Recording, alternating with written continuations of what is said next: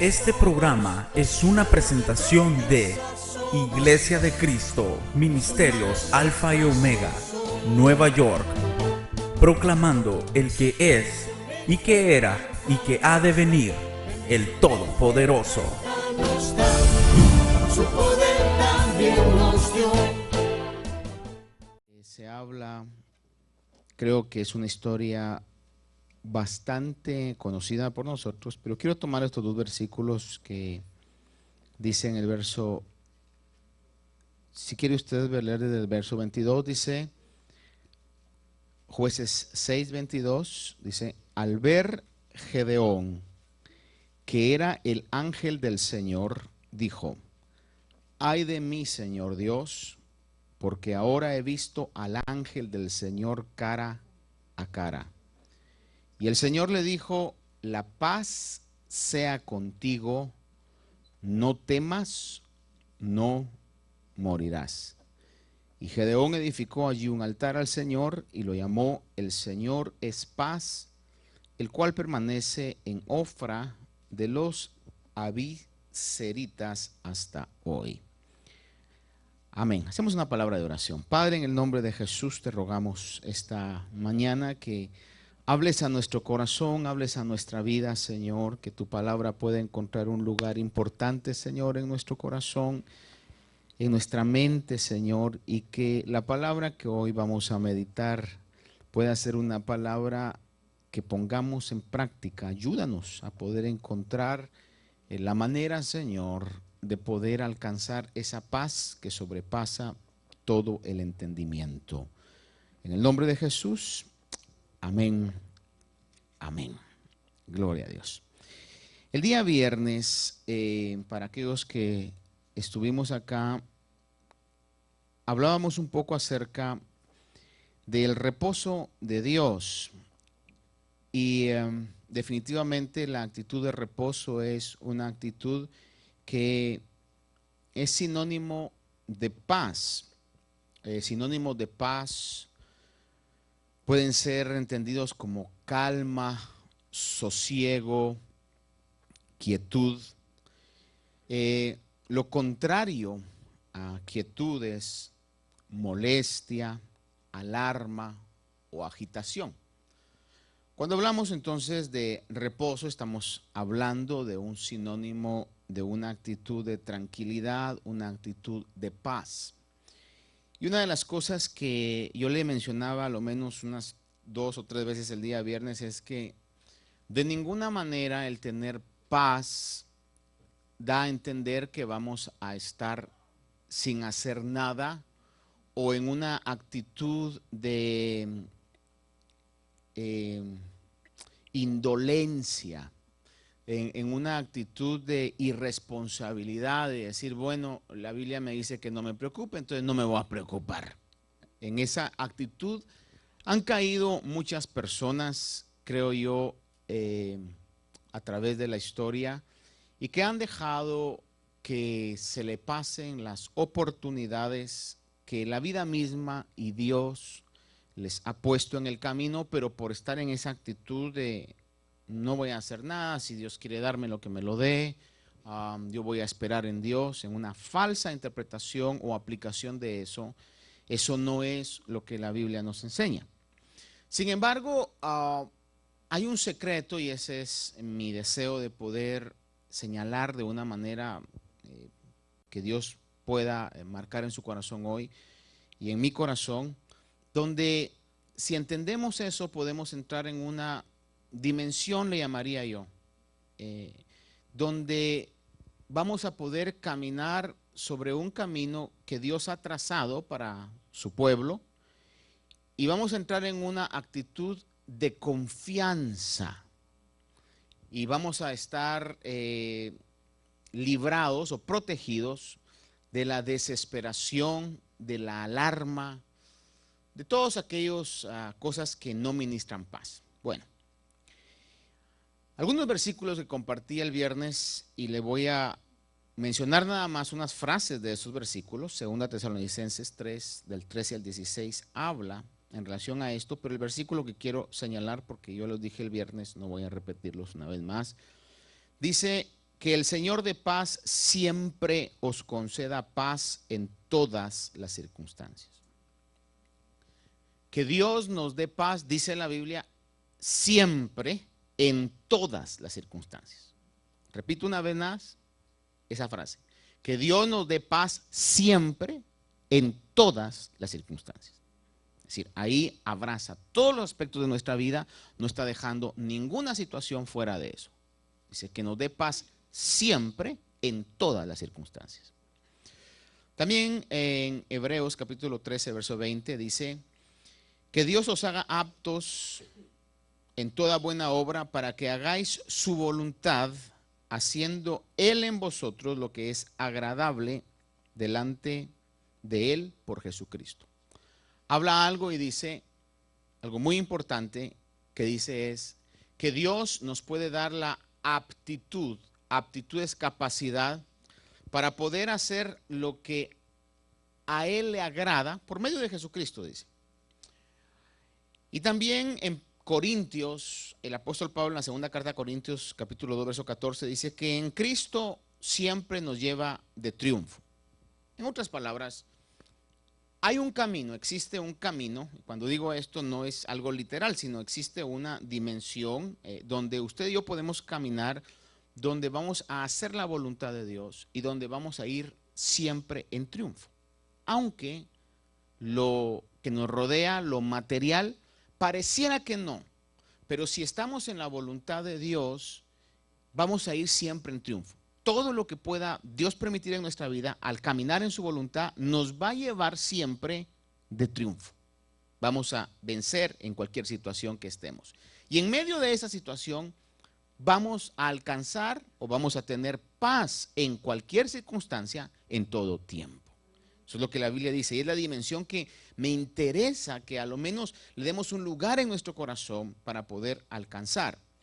Le decía yo el día viernes algunos versos que salieron directamente de la boca del Señor Jesús, que dijo en Mateo capítulo 6, están estos versículos, dice, no os preocupéis por vuestra vida. También dice, no os preocupéis diciendo qué comeremos o qué beberemos o con qué nos vestiremos. También él dijo, no os preocupéis del día de mañana. Fíjense, cubriendo todos los aspectos. Dice, no os preocupéis, no os preocupéis, no os preocupéis. Ni de lo que van a comer, ni de lo que van a vestir, ni del día de mañana. Eso salió ni siquiera de la vida o de la boca del apóstol Pablo, sino directamente de la boca del Señor Jesús. También decía en Mateo 10 a sus discípulos, pero de una u otra manera se aplica también a situaciones en nuestra vida. Dice, pero cuando os entreguen, está hablando él a que iban a ser entregados ellos a tribunales, dice, no os preocupéis de cómo hablaréis. Hasta en ese aspecto el Señor les dijo, miren, y cuando estén ustedes en esas situaciones legales, encarcelados, en frente de jueces, no se preocupen de cómo van a hablar, porque el Espíritu en ese momento les va a dar las palabras. Una confianza total y absoluta, una confianza. Mire, y lo dijo, voy a usar esta frase con cuidado, un hombre que durmió en medio de las tormentas. Una tormenta tremenda en el mar de Galilea y el Señor estaba durmiendo, tranquilo. Obviamente él sabía que su hora no había llegado, de haber dicho, pues, que la barca se mesa, ¿no? Así movidito se duerme más bonito. Los discípulos, sin embargo, dice que estaban amedrentados, tenían mucho temor. Ahora, esa dimensión es la que de una u otra manera yo estoy convencido, seguro, totalmente seguro, que Dios quiere que los cristianos tengamos. Obviamente es difícil en este mundo de tanta situación, tanta problemática, pero sin embargo, hermano, es la dimensión que el Señor ha dado por su gracia. Y por eso es que Él dijo, mi paz os dejo, mi paz os doy. Y no la doy como el mundo la da. Dice, no tengáis miedo. Yo tengo cuidado de vosotros. Voy a la casa de mi padre, los voy a venir a recoger. Dijo que la paz que Él nos iba a dar no era igual que la paz del mundo. Ahora, el punto es al que quiero llegar, porque no le voy a repetir el mensaje del viernes, es que ¿cómo hacemos para poder alcanzar esa paz. Y lo que podemos entender, de acuerdo a lo que la palabra de Dios dice en Filipenses 4, 6, 7 dice: por nada estéis afanosos, antes bien, en todo, mediante oración y súplica con acción de gracias, sean dadas a conocer vuestras peticiones delante de Dios. Y ese versículo dice al final: y la paz de Dios.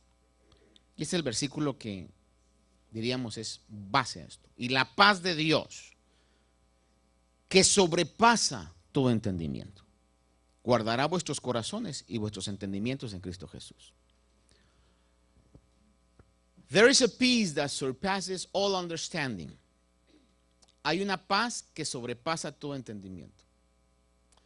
Lamentablemente nosotros hemos sido entrenados en esta vida a ser muy analíticos. Creemos lo que entendemos. Si no lo entendemos, no lo aceptamos. Queremos entender todo. Si no lo entendemos, decimos: no, eso no es cierto, eso no existe, porque nosotros no lo entendemos. Sin embargo, hay cosas que en la vida no se entienden y quizás no se entenderán en esta dimensión. Por ejemplo, dígame usted, ¿cómo se puede entender la muerte de un hijo? Y de alguien que es creyente. Sin embargo, pasó porque Dios permitió que pasara. De las oportunidades en donde a los que estamos en el trabajo ministerial, la palabra mejor de consuelo es el silencio. Porque uno no sabe qué decir. Cosas que no se entienden. Pero Dios sabe por qué lo permite.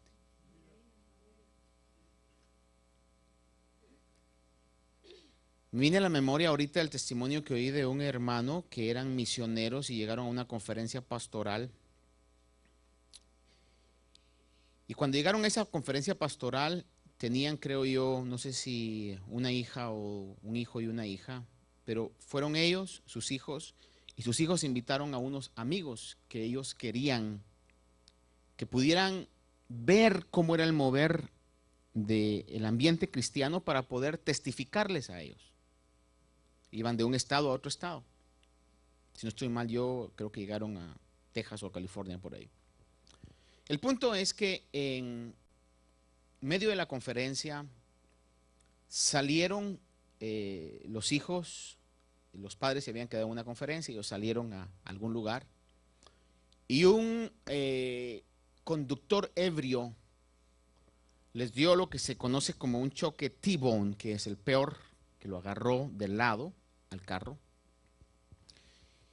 Y fallecieron los hijos de los misioneros. ¿Cómo explica el pastor al misionero esa situación? Podría haberle dicho: pastor, ¿qué pasó? Yo vine, la intención era buena. Queríamos aprovechar un tiempo familiar, yo estoy en las cosas de Dios y eso pasa. Sin embargo, dice que cuando el pastor llegó, estuvo en ese momento tan difícil y al cabo del tiempo le llamó a ver cómo estaban. O no sé si en el funeral mismo el misionero les dice: pastor, yo sé lo que está pasando por su mente, no me tiene que decir nada. Sé que Dios tiene un propósito en esta situación. Sé que mis hijos o mis hijas están con el Señor, no eran míos, Dios me los había prestado solamente. El punto es que cuando le dio el seguimiento, dice que el misionero le dice: pastor, hoy entiendo por qué es que pasó lo que pasó. Los dos amigos o amigas de mis hijos o hijas, que no recuerdo exactamente cómo es, al ver la reacción, al ver la confianza y la paz con lo cual reaccionamos ante esta tragedia, indudablemente se dieron cuenta que teníamos una esperanza grandiosa, le entregaron su vida al Señor y hoy ellos están involucrados a querer estudiar para ser misioneros también. There are things that we will not understand immediately. algunas otras que no vamos a entender quizás en esta vida. Pero Dios en su supremo conocimiento tiene planes mayores que los nuestros. Estaba viendo algunas frases ahí de varios aspectos y una me llamó la atención que dice: ponte metas a largo plazo para que los fracasos, entre comillas, a corto plazo no te desanimen. Es decir, va a ser un tropiezo en el camino nada más, pero usted su mirada la tiene en algo mayor. Por eso el Señor le dice a sus discípulos: no se preocupen, tengan paz. Yo voy a preparar lugar para vosotros, para que donde yo esté, vosotros también estéis. Meditando quizás en eso, el día de ayer tuve la oportunidad en la tarde de poder salir a hacer un poco de ejercicio. No crea que hago mucho, es lo mínimo, ¿verdad? Y a mi paso. Pero le decía a algunos hermanos la otra vez que tuve la oportunidad de compartir con ellos el recorrido que voy, que es cerca de la playa, pero es en el estacionamiento de la playa. Vamos con mi esposa. Ella ya corre una mía. Y entonces le decía yo: mire, esto es casi una mía, yo dejo el carro allá y cuando estoy en mis buenos tiempos, les dije, son como 3 millas y media. Cuando estoy en mis buenos tiempos, les aclaro, ¿verdad? Y les digo, y ahorita no estoy en mis buenos tiempos. Pero el día de ayer me entró el deseo y dije: Señor, me puse los audífonos y dije, voy a ver. Dejé el carro parqueado y dije: a mi paso. Después mi esposa me estaba bromeando porque me dice: a tu paso, entonces ibas así, me dice, ¿verdad? Casi así le dije, ¿verdad? Pero el punto es que iba. No tan así, pero comencé a correr. Cuando ya iba más o menos, me imagino yo, como una milla y algo, comencé a ver el piso ya contando los pasos, ¿verdad? Contando los pasos. Quizá cuando iba a unas 2 millas, levanté y vi el mar.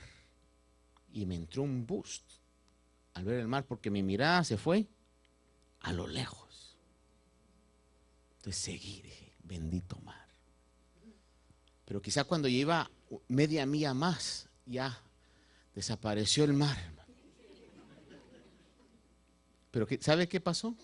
Que pasó un avión y me obligó a ver al cielo. Y el cielo no se fue nunca de mi vista. Entonces, terminé el recorrido en mis malos tiempos con la mirada en el cielo. Y para mí fue algo muy significativo, porque le dije: Señor, si no hubiera puesto la mirada en ese avión, yo no llego. Y me vino a la memoria el hecho de que es importante que nosotros tengamos siempre en nuestra vida la mirada en el cielo. Ahora, eso es lo que el Señor dijo para que la gente tuviera paz. Y si tengo mi mirada en el cielo y van a haber situaciones difíciles aquí, esa no es la meta. La meta es ir a la casa del Padre.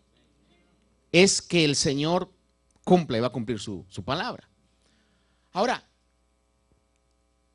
esa dimensión de paz y de tranquilidad se puede alcanzar, y sin duda alguna el vehículo, la puerta de entrada a esa dimensión es a través de la búsqueda y a través de presentarle al Señor nuestras peticiones con acción de gracias y con súplicas también.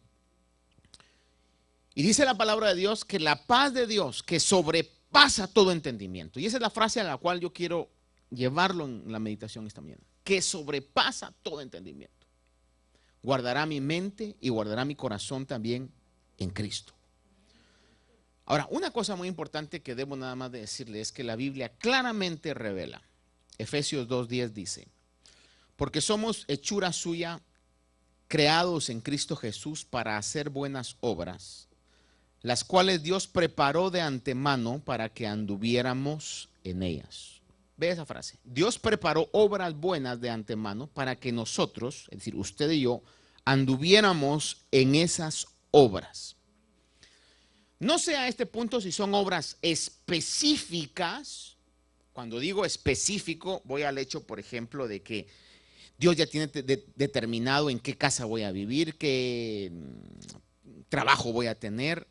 No creo que sea ese punto, pero creo sí de que Dios tiene cosas buenas Y de acuerdo a la actitud de obediencia y de caminar en su voluntad que yo tenga, voy a poder hacer de esas cosas buenas muchas de ellas.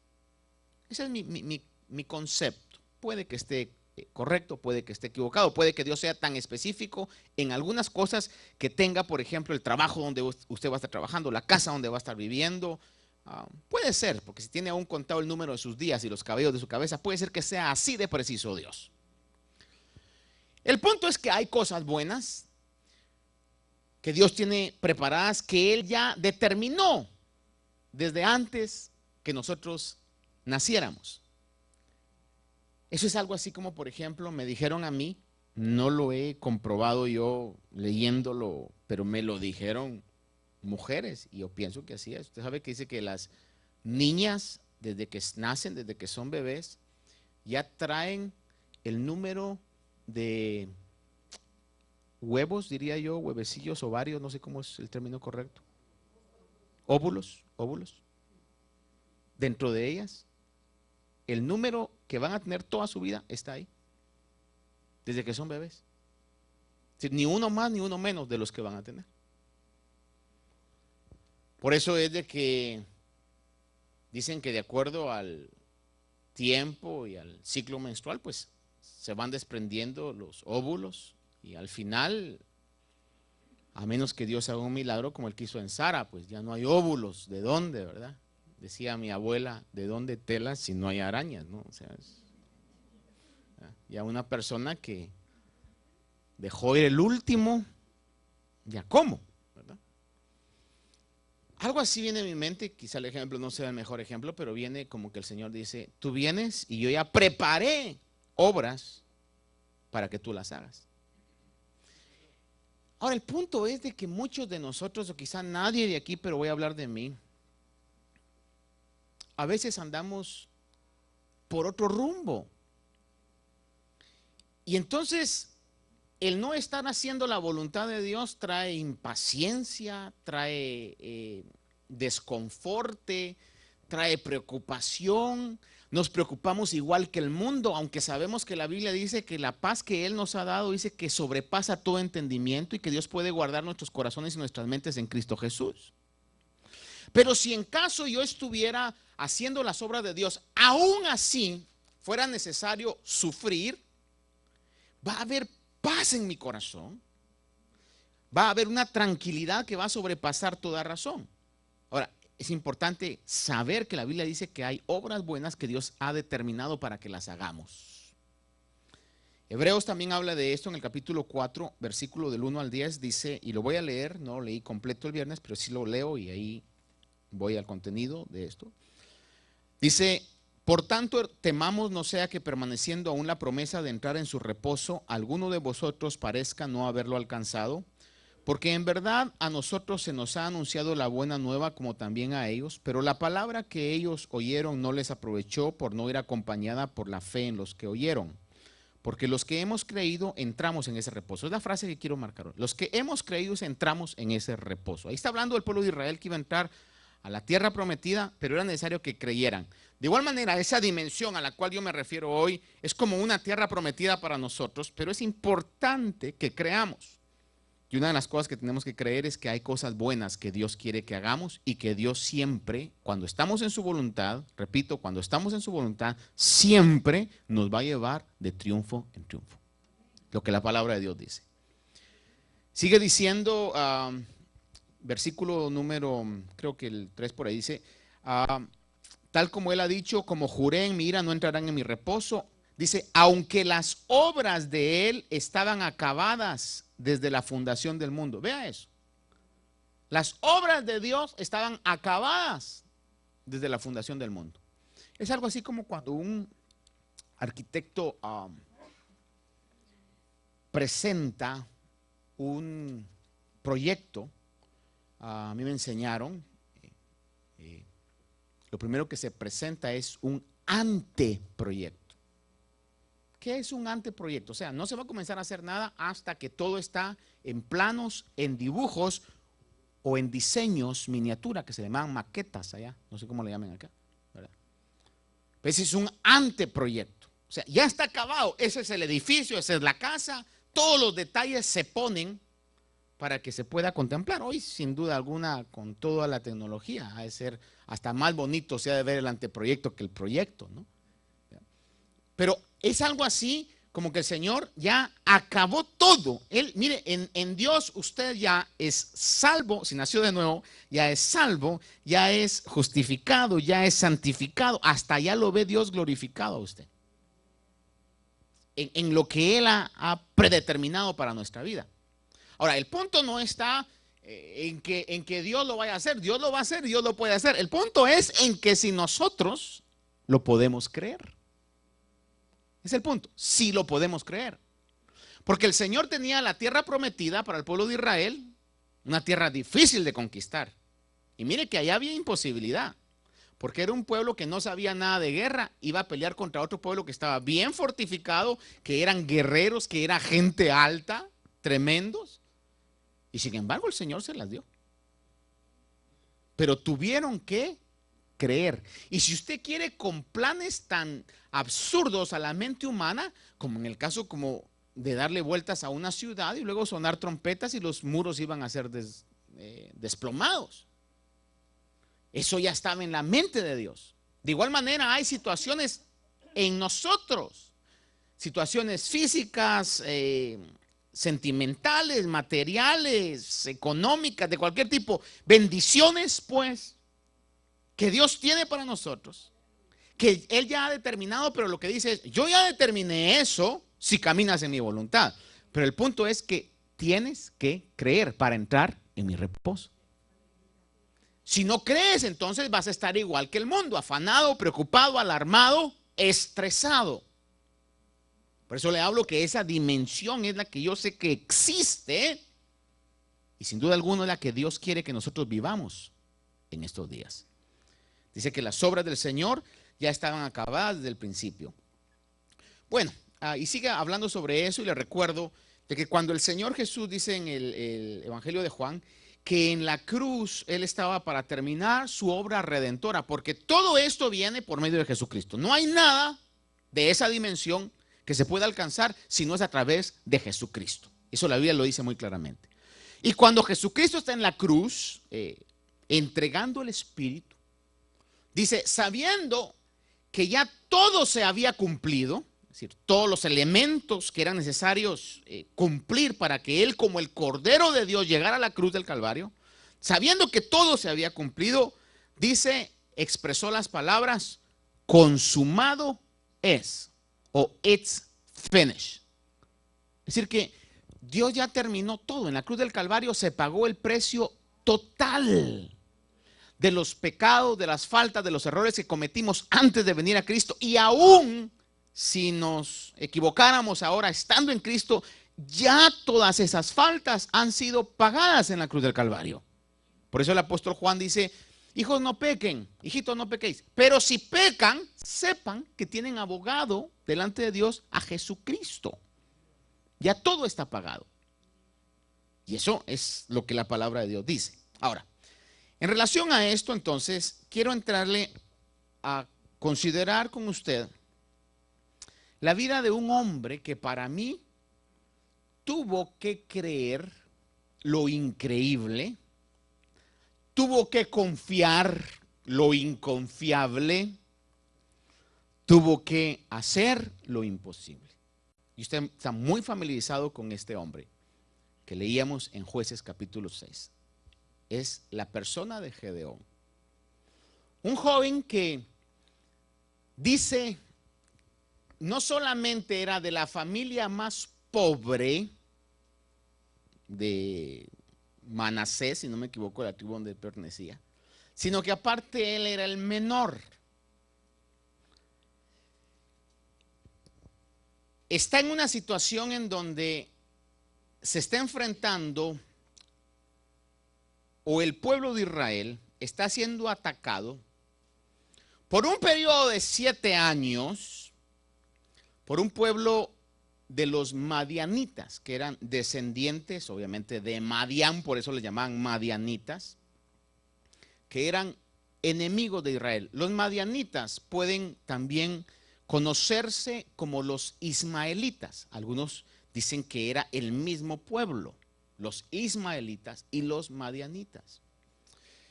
Era un pueblo que, no sé si usted se recuerda cuando dice la palabra de Dios que había un profeta llamado Balaam que fue contratado por un pueblo de los moabitas para que maldijera a Israel. Y el profeta dice que el rey que se llamaba Balac le dijo, mira, te vamos a pagar bien, pero maldice a Israel. Y lo llevó a 4 diferentes puntos. Estoy entendiendo yo que lo llevó al norte, al sur, al este y al oeste, a modo de que Israel fuera maldecido por los 4 frentes. Pero pasaba algo cuando este vidente o este profeta llegaba a maldecir al pueblo de Israel. En lugar de que salieran palabras de maldición, salían palabras de bendición. Y entonces el rey, este Balac le dice, ¿cómo? Te estoy pagando bien, te contrato para que me los maldigas y ahora resulta que me los bendecís, ¿verdad? Entonces él le dijo, pues yo te dije que yo acepto la chamba, yo acepto el trabajo, pero voy a decir lo que Dios me diga. Y Dios le decía, bendice, y él bendecía. Por eso, óigame bien esto, yo le ruego que le abra un lugar a su corazón. Cuando usted está en la voluntad de Dios, aunque lo maldigan, lo recontramaldigan, le hagan pasadas de brujería, de hechicería, eso va a ser bendición para su vida. Eso va a ser bendición. Es lo que pasó con el pueblo de Israel. Pero luego en el libro de Apocalipsis podemos entender de que dice de que el consejo de este profeta cuando terminó de maldecir, pero de bendecir, es que no puede haber maldición a Israel porque están bien. Pero si desobedecen, entonces sí abren puertas para la maldición. Entonces aconseja, según la escritura lo revela más adelante en el comentario mismo de la escritura, de que pusieran tropiezo a los hijos de Israel, y el tropiezo iban a ser las mujeres amalecitas. Sin duda alguna, las mujeres amalecitas tenían cualidades para hacer caer al pueblo de Israel. O eran muy guapas o muy ofrecidas. No sé qué es lo que pasó, pero alguna cualidad tenían por la cual los moabitas dijeron, para que caigan tenemos que usar a las amalecitas. ¿Verdad? Eran las ideales para esto. Al grado que en el libro de Éxodo, si no me equivoco, encontramos que antes de que Moisés muera, le dice el Señor, antes de que tú termines tu labor, vas a tener que hacer guerra contra los madianitas, porque por causa de estas mujeres fue que mi pueblo acarreó maldición.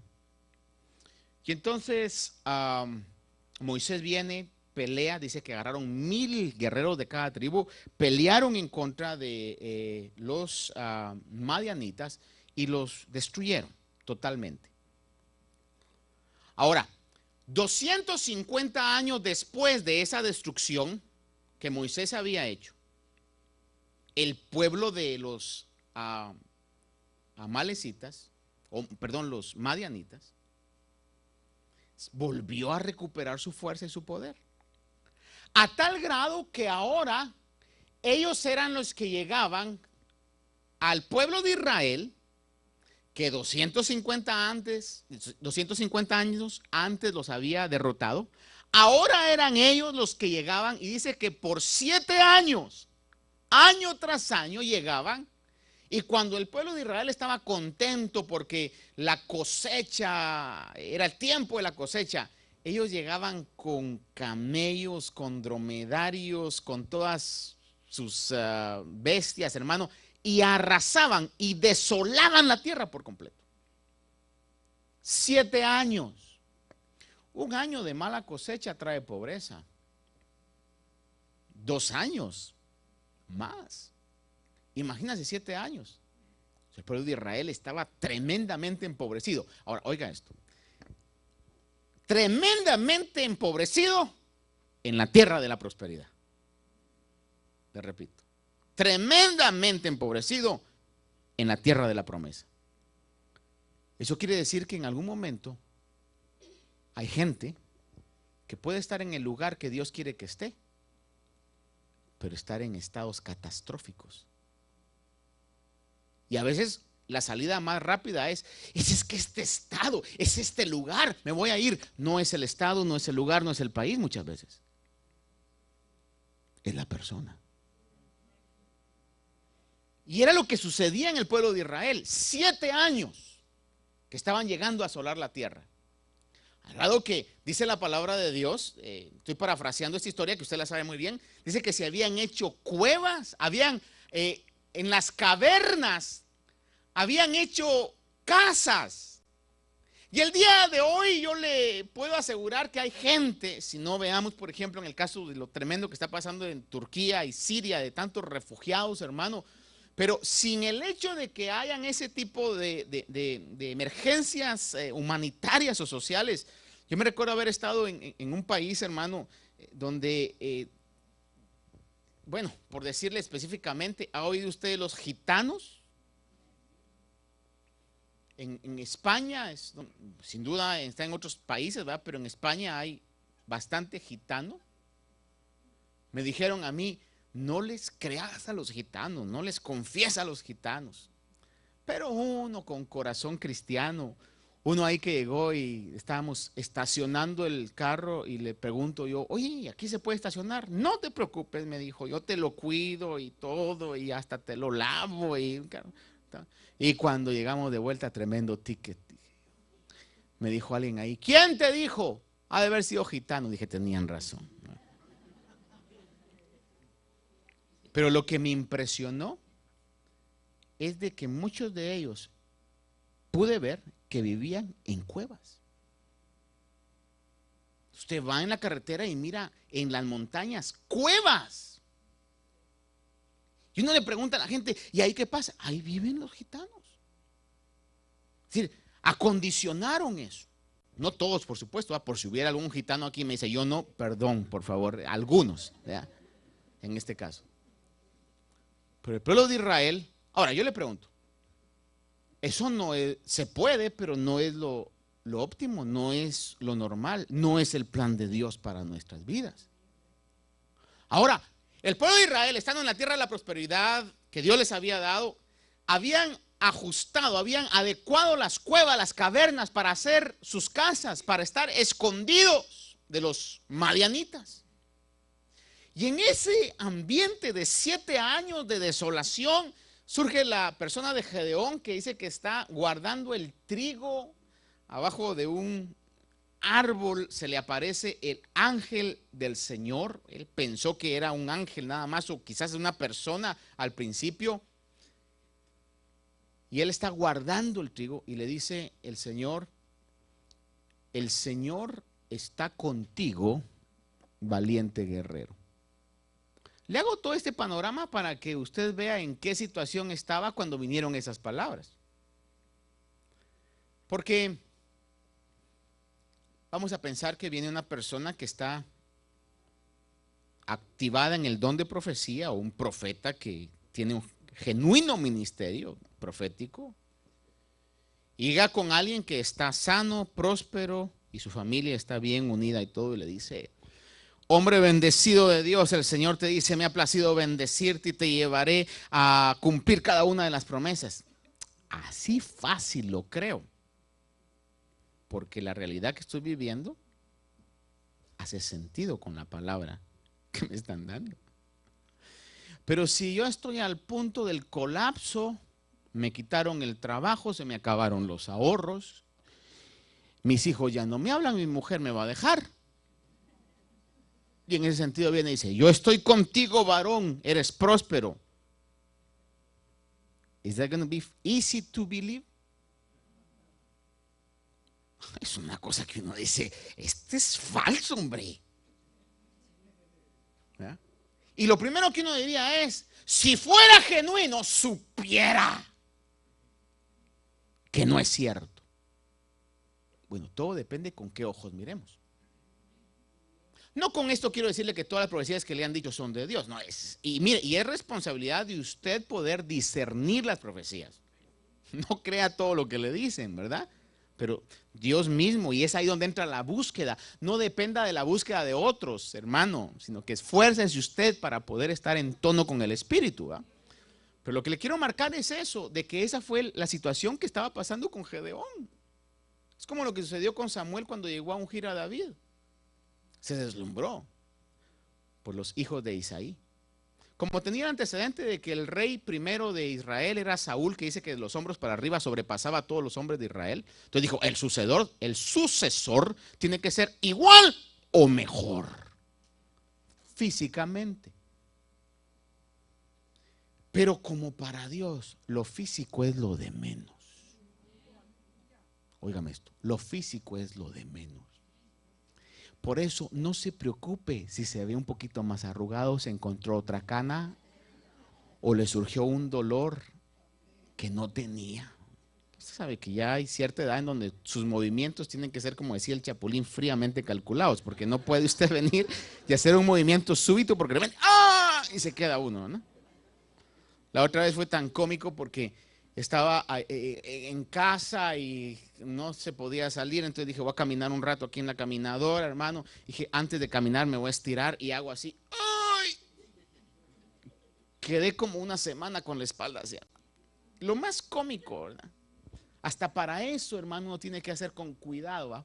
Pidiendo permiso, respirando, oxígeno llega atrás, ¿verdad?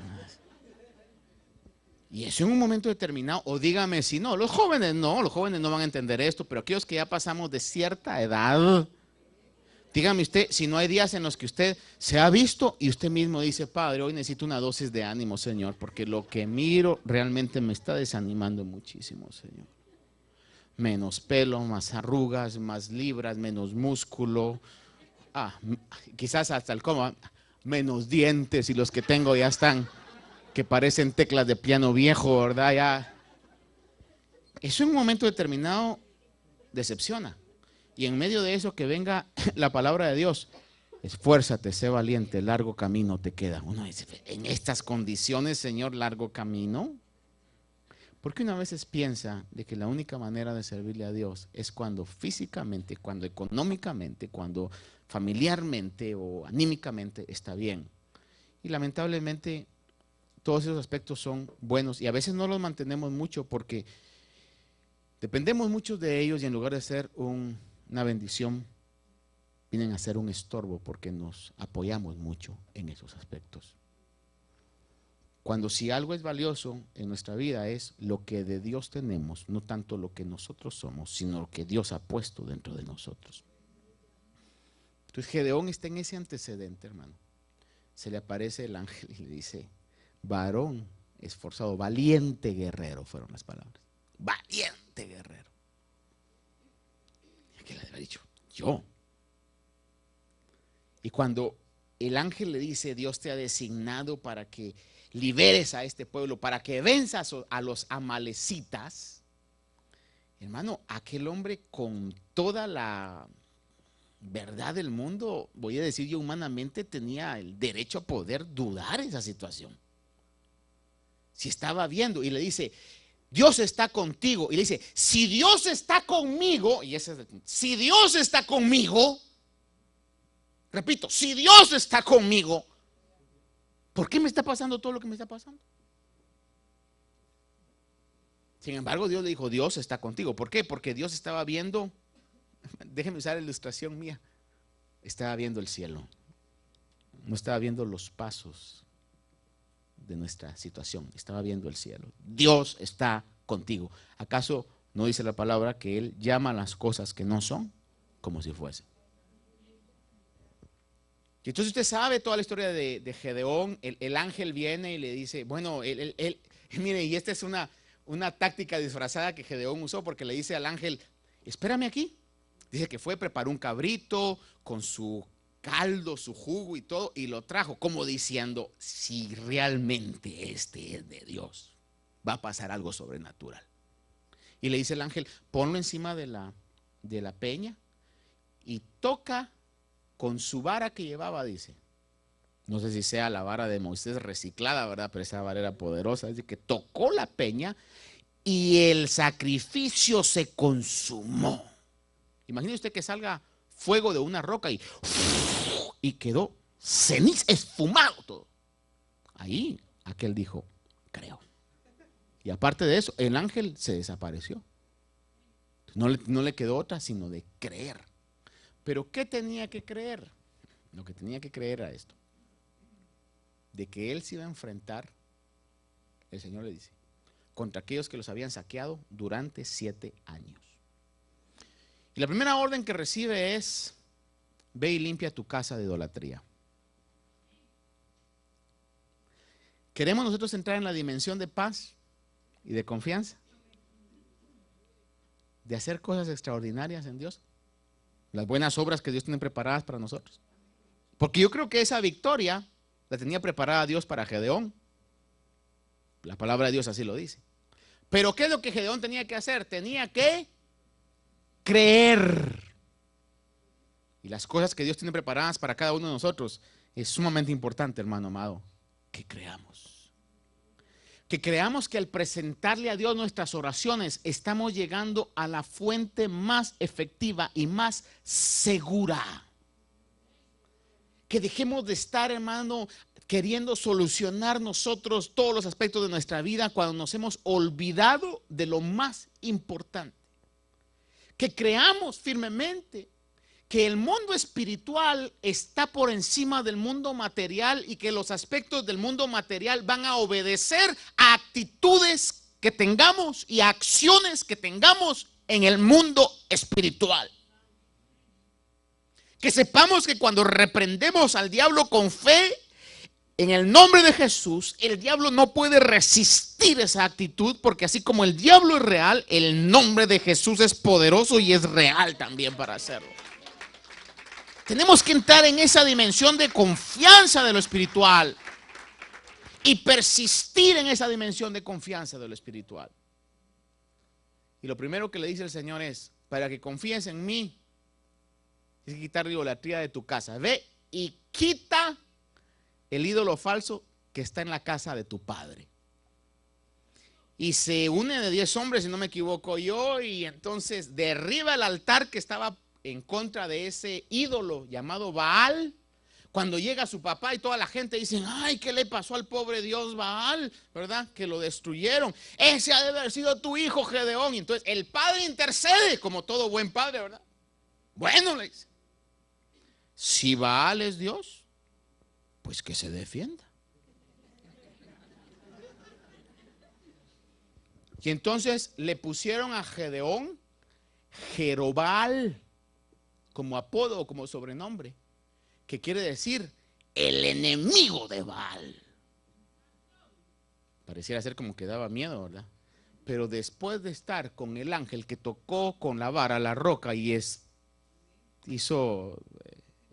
consumió el sacrificio y luego se desapareció, ¿quién le va a tener miedo a los Baales hechos por manos de hombres?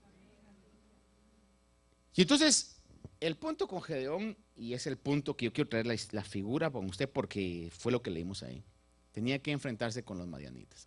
Al ver la progresión de esto, era algo increíble, o sea, algo que definitivamente necesitaba fe para creer, porque el ejército de los madianitas era alrededor de 135,000, según podemos ver al estudiar el pasaje. 135,000. Y cuando Gedeón, después de que derriba el altar de su padre, dice que sonó la trompeta y se unieron a él un montón de Israel. Dice que se unieron 32,000. 32,000 en contra de 135. Estamos hablando de 103,000 más. Poquita la diferencia. Eso vendría siendo, fíjese, de 32,000, si no estoy mal yo, ciertos cálculos ahí. Por ejemplo, 32,000 en contra de 135 le tocaba a 4 y fracción a cada uno. 1 contra 4 ya es una pelea no justa. Pero usted sabe que el Señor le dice: son muchos. Too many. Van a decir que por ellos, que son muy buenos para la guerra, que son el Special Squad y que... No, dice, pregúntales que los que tengan miedo, que se vayan.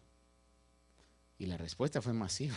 22,000 levantaron la mano y dijeron, yo estoy aquí porque aquel me trajo y porque para que no dijera nada en mi casa, pero si me das oportunidad yo me voy, ¿verdad? Ahora, lo que yo quiero que vea es, ¿qué piensa usted que estaba pasando en la mente de Gedeón? Dijo, híjole, yo creí que cuando iba a sonar la trompeta, lo menos iban a venir 100,000. 32,000 suena mucho, pero con lo que nos estamos enfrentando, somos pocos. Y aparte de eso, se le van 22. Ya a ese punto estaba haciendo yo cálculos y vendría a ser que por cada uno de los 10,000 les iba a tocar 13.5 a cada uno.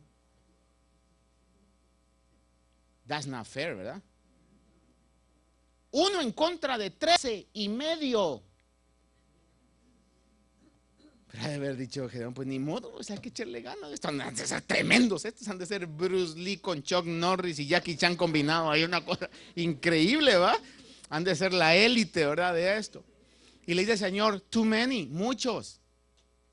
Llévalos a que tomen agua, y los que tomaron agua de una manera muy especial porque nada más la lamieron como un perro, dice, esos son los que van a estar listos, y les da 300. Y cuando miro eso, 300 viene a ser alrededor de 450 por cada uno. Ahí ni Superman, hermano. Hablando de Superman, hay una anécdota muy famosa en los buenos tiempos de Muhammad Ali, de Cassius Clay, que Muhammad Ali, usted sí ha oído, ¿verdad? El campeón de boxeo. Sí lo sabe, ¿a qué me refiero? ¿No? ¿O estaba usted muy joven para esos tiempos? Estaba en sus tiempos de gloria y dice que venía en un avión, se sentó en el avión y llegó la steward, la hermosa, y le dijo, Sir, please, no sé si se dice buckle up o put your seatbelt. Buckle your seatbelt. Y entonces Muhammad Ali le dijo, Superman needs no seatbelt, le dice, ¿verdad? Y la hermosa, así muy clever, le respondió y le dijo, Sir, I know, but Superman doesn't need a plane either, so please buckle your seatbelt, le dijo. Le dijo, sí señor, yo sé que Superman no necesita ponerse el cinturón, pero también Superman no necesita avión para volar, así que usted se pone su cinturón, le dijo. Pero uno en contra de 450. Dígame usted si no tuvo que creer, Gedeón. Por eso algunos podrían decir, ay, qué incrédulo, que después que le mojara el vellón y que la tierra quedara seca y luego al revés, que la tierra quedara mojada y el vellón seco. Hermano, pero es que contra lo que estaba peleando no era cosa fácil. Ahora, ¿por qué le digo eso? Porque no podemos, por las obras que están predeterminadas para que usted las haga, no crea que, ay Señor, como tú ya las hiciste y consumado es y lo dijiste, entonces va a ser fácil. No, hay algo que tenemos que hacer. Y por eso la Biblia nos dice, presenten sus peticiones, sus oraciones, con oración y súplica. A lo menos en esa oración y súplica, como usted sabe, yo le decía el viernes, ya Dios sabe, Salmo 139 dice que Dios sabe lo que está dentro de nosotros antes que lo digamos. Y la pregunta que en algún momento todos nos hemos hecho es, si Dios sabe eso, ¿para qué quiere que oremos? No lo hace para saber de nosotros qué es lo que hay en nuestro corazón, sino para que en ese tiempo de comunión nosotros podamos fortalecer nuestra vida en fe. Y eso tiene que ser constante, como tiene que ser constante el cultivo de una relación. ¿O no tiene que ser constante el cultivo de una relación? ¿Cuántas hermanas están conformes a que un día Cuando se casaron, su esposo les dijo, te quiero, te amo. ¿Cuántas están conformes? Levanten la mano las mujeres de fe que están conformes con ese. Ninguna. ¿A cuántas mujeres les gusta que su esposo constantemente les esté recordando que las quiere y que las ama? Levanten la mano. Todas las incrédulas, pero que les gustan. Es que no es cuestión de que me lo dijo una vez, ¿verdad? Es cuestión constante. ¿Por qué? Porque toda relación se debe de cultivar. Si usted es de aquellos padres que nunca le dicen nada bueno a sus hijos y de repente oyó al pastor y lo regañó una vez, que deje de estarle diciendo cosas malas, aprenda a decirle cosas buenas, y ese día llegó de reflexivo usted a su casa y le dijo, hijo, te quiero mucho, tú eres muy especial para mí, pero eso fue hace como 5 años. Y luego usted viene y le reclama al pastor, pastor, no funciona, fíjese que yo le dije y no ha funcionado. ¿Se lo ha dicho constantemente? ¿Ha programado su mente? ¿Se lo ha estado diciendo constantemente? ¿O aquel día que se lo dijo que ya ni usted se acuerda? No, hay que cultivar. De la misma manera el Señor dice, presenta constantemente tus peticiones. No tanto por Él, porque Él lo puede hacer, por ti. Para que en medio de la oración tú estás, Señor, esto es sumamente difícil, Señor, eso no puede pasar, pero no sé por qué tú lo has puesto en mi corazón, no sé por qué eso no se puede ir de mi mente, no sé por qué sueño con eso, no sé por qué no me lo puedo quitar. ¿Será que es tuyo, Señor? Pero si es tuyo, Señor, entonces yo creo que tú eres capaz de hacer más grandemente de lo que yo puedo entender o yo puedo pensar. Tu palabra dice, clama a mí, yo te responderé y te enseñaré cosas grandes y difíciles que tú no. Y su fe comienza a crecer en la dimensión de un Dios grande. Y usted en ese tiempo de oración sale distinto que como entró. Y sale declarando, yo creo en tus promesas, creo en tu palabra. En ese tiempo de oración. Por esa razón es que dice que presentemos nuestras oraciones. Por eso Gedeón, en la figura de que vemos ahí, viene y no solamente necesitó ver que era el ángel, no solamente vio el respaldo de Dios en su vida, sino que cuando está a punto de ir a pelear, le dice el Señor que bajara al campamento de Madián. Se lleva a uno de sus hombres, baja al campamento de Madián porque todavía tenía sus dudas. Es que, hermano, mire, 300 en contra de 135,000. Vaya, pues para que lo pongamos en la figura de la progresión, 1 en contra de 450. Cualquiera, hermano. Y cuando él baja, encuentra a 2 madianitas soñando. No soñando, sino comentando de un sueño. Fíjate que anoche tuve un sueño. Y soñé que un pan de cebada caía desde la montaña y arrasaba el campamento.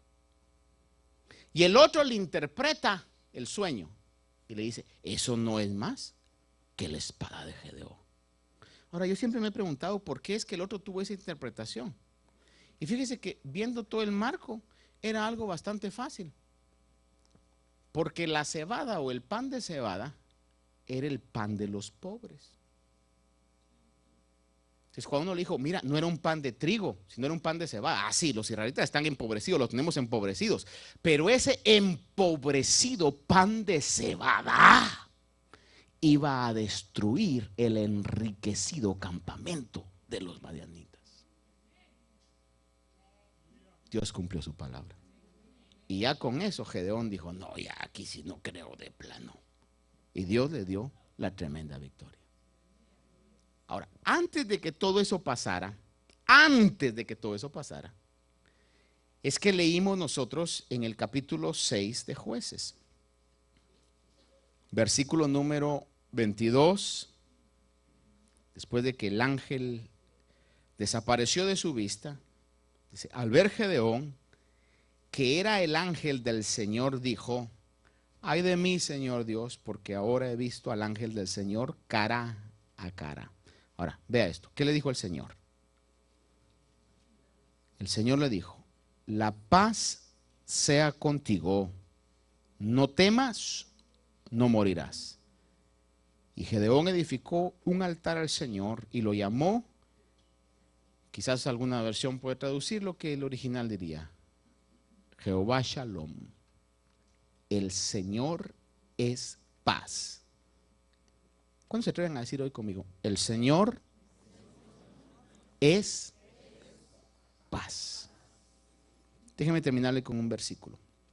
Isaías 26:3 dice: al de firme propósito guardarás en perfecta paz, porque en ti confía. Repito, al de firme propósito guardarás en perfecta paz, porque en ti confía. Hermano amado, yo creo con todo mi corazón, de veras, al estar hoy frente de usted y la responsabilidad que tengo de poder transmitirle la palabra de Dios, creo con todo mi corazón que esa dimensión existe, es real y podemos entrar a esa dimensión. Es más, creo con todo mi corazón que Dios anhela que entremos a esa dimensión.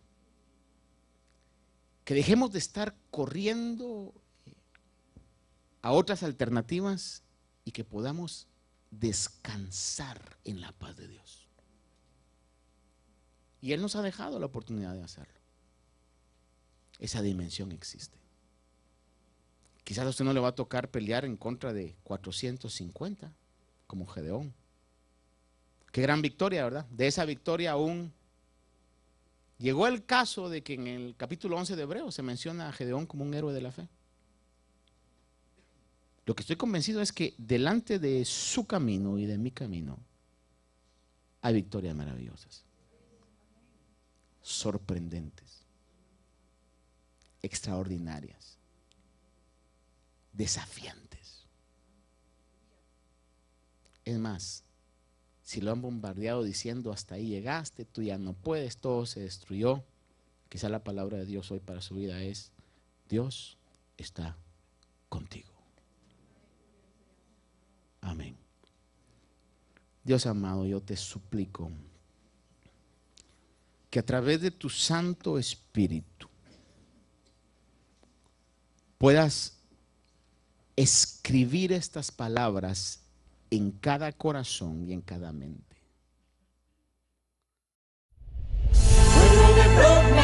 Este programa fue una presentación de Iglesia de Cristo, Ministerios Alfa y Omega, Nueva York, proclamando el que es y que era y que ha de venir, el Todopoderoso.